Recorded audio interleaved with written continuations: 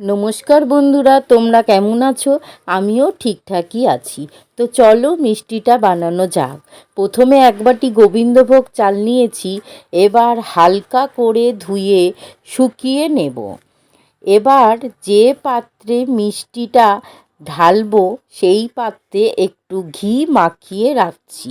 তারপরে গ্যাসে কড়াই বসিয়ে 3 চামচ ঘি দিয়ে শুকনো করে রাখা চালটা ঢেলে দেব। এবার ভাজবো। খুব ভালো করে ভাজার পর কয়েকটা কাঠবাদাম আর 1 মুঠো চীনাবাদাম দিলাম। এবার খুব ভালো করে ভাজবো। যখন চালটার রং লাল লাল হয়ে আসবে, দেখো এই রকম, তখন নামিয়ে ঠান্ডা করে তারপর মিক্সিতে গুঁড়ো করে নিতে হবে। খুব মিহি গুঁড়ো হবে না, একটু দরদরা হবে।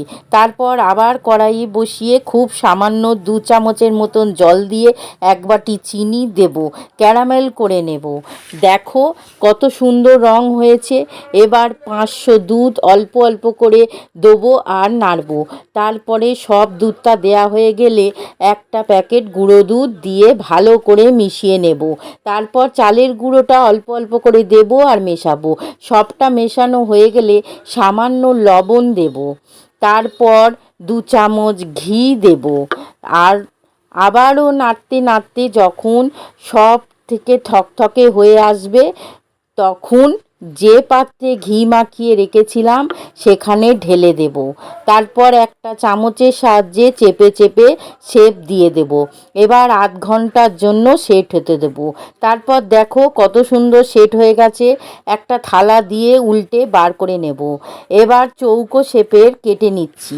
কত সুন্দর হয়েছে এই মিষ্টিটা, এত সুন্দর খেতে লাগে, তোমরা না বানালে বুঝতেই পারবে না।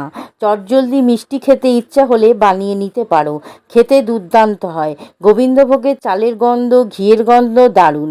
ভালো লাগলে লাইক, শেয়ার, সাবস্ক্রাইব করে পাশে থেকো বন্ধুরা।